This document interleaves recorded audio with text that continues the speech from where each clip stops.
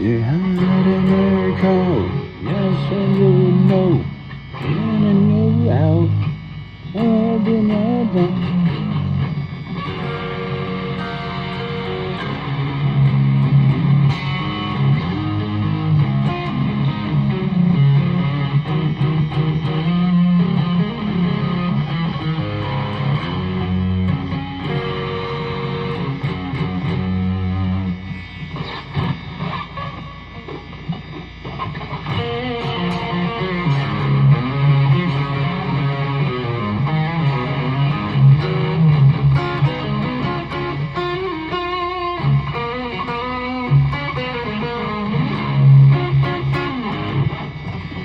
Hot and you're cold, you yes and you know, you're in and you're out, up and down.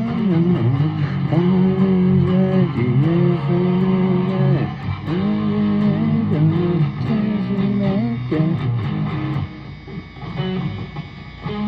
You don't really wanna go, oh, oh, oh.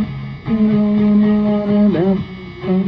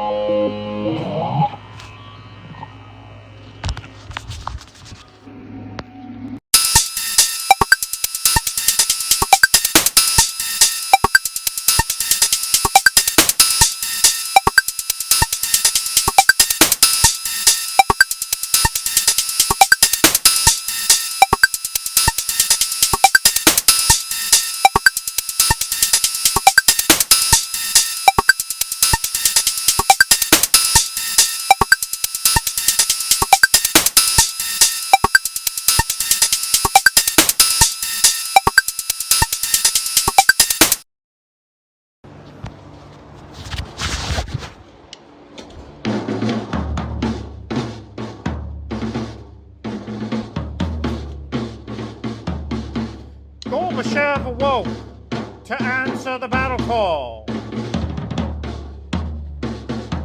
It's like a war zone out there, said Lieutenant Brezhnev. Indeed it was. Bodies strewn across the mantelpiece. Soldiers are flak and a fuck across the lawn. In the middle of it all stood Gorbachev, his head strung out, his gun cocked. "Bring me the Brits!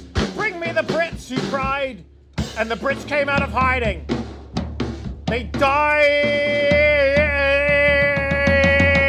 and resurrected before the power of Gorbachev. He wolfed down their remains and cried for mother. He wolfed down their remains and cried for mother.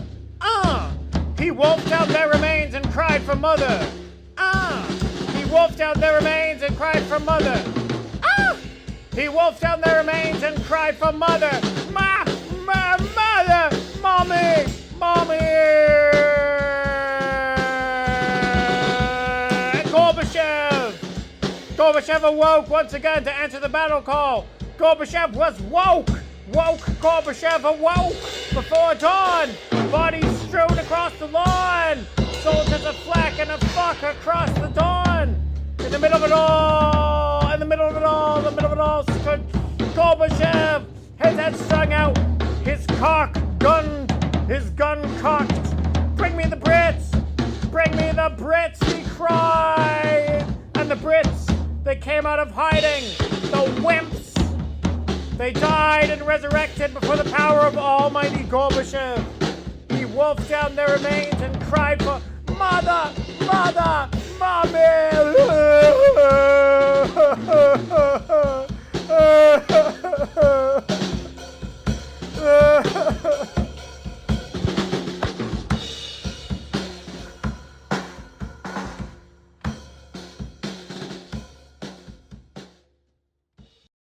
One of the least ambiguous lessons learned from the Gulf War is that the concept of sovereignty has been finally introduced into the figure of the police.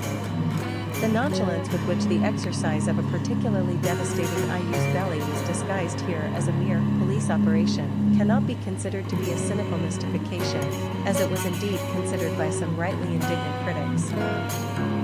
The most spectacular characteristic of this war, perhaps, was that the reasons presented to justify it cannot be put aside as ideological superstructures used to conceal a hidden plan.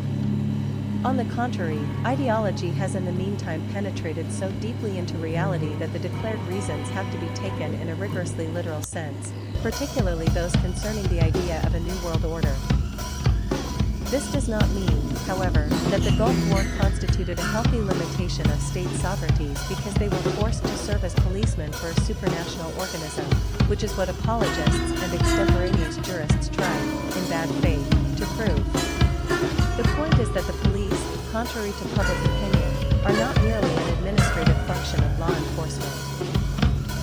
Rather, the police are perhaps the place where the proximity and the almost constitutive exchange between violence and right that characterizes the figure of the sovereign is shown more nakedly and clearly than anywhere else. According to the ancient Roman custom, nobody could for any reason come between the consul, who was endowed with imperium, and the lictor closest to him, who carried the sacrificial axe, which was used to perform capital punishment. This contiguity is not coincidental. If the sovereign, in fact, is the one who marks the point of a distinction between violence and right by proclaiming the state of exception and suspending the validity of the law, the police are always operating within a similar state of exception. The rationales of public order and security on which the police have to decide on a case-by-case basis define an area of indistinction between violence and right that is exactly symmetrical to that of sovereignty. Benjamin rightly noted. The assertion that the ends of police violence are always identical or even connected to those of general law is entirely untrue.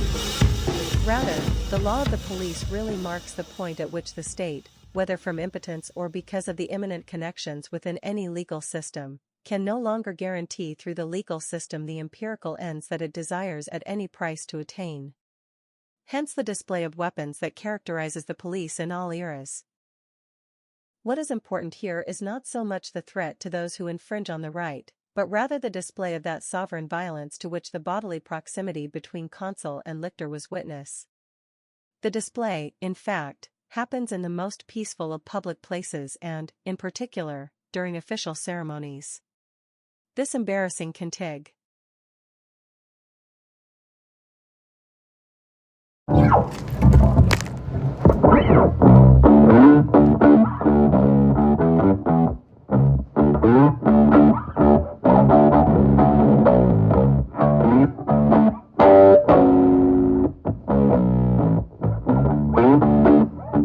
Bye.